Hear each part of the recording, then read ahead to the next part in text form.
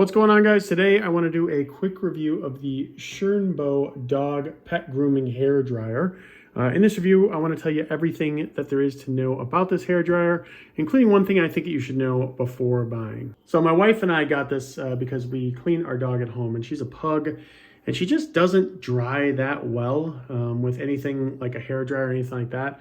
And we needed something a little bit more powerful, and this thing definitely fits the bill. So I'll turn this on in a second so you can hear it, but I just want to show you a few things.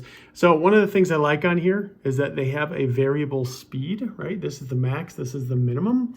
It's good. We keep it about medium. Our dog, if you turn it all the way on max, she gets kind of scared. Doesn't really like it. If you turn it on too low, it doesn't really do as good of a job. So we do that, put it on medium, and it seems to be, it works for her. This right here switch is basically just the dryer with no heating element. This is the one with the heating element, the one that has the sun here. So if we turn it on, right, that one has the heating element. Overall, I mean, it just comes with obviously a hose, just like you'd expect. And then it has these 3 attachments, depending on what type of dog, that you really have and need. We usually use this one just because she has a lot of layers. So we kind of pull back her layers and we'll use this. In addition to that, one thing I think is important to note is that if you have the heating element on, one thing I like about this doesn't even get hot to the touch really at all. It's basically insulated on the inside, so that it kind of gets hot on the inside and it doesn't get hot out here at all, which is nice because if you get a dog like we do that kind of moves around a little bit while you're doing everything, it makes sure that they don't burn themselves with anything. And to see, opening it up here, you can obviously see there's a filter and things like that. We haven't had to change them or anything while we've had this.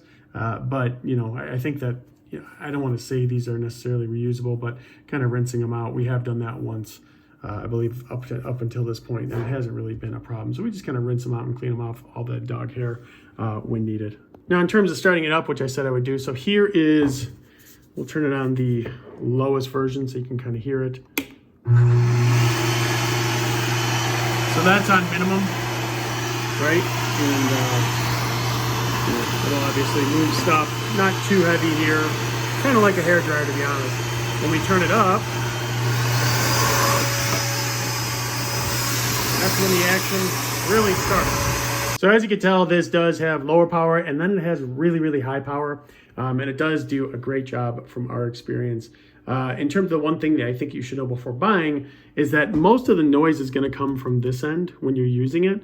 So what I advise, because our dog is a little skittish if we get her close to it, what I advise is that you put the hose and the adapters and such and use it on this end. So put your dog on this end and keep this end. We actually point it not up against a wall, but towards a wall so that the sound isn't really, bothering the dog as much. And she seems to be okay with it. So yeah, but overall, we really like this thing. It's one of the only things that we've been able to find that actually will get our dog dry, which is nice. Pugs have a lot of fur, but if you have any doubts or wondering whether this is worth it or not, we definitely recommend it. And we hope that you enjoy it as much as we do.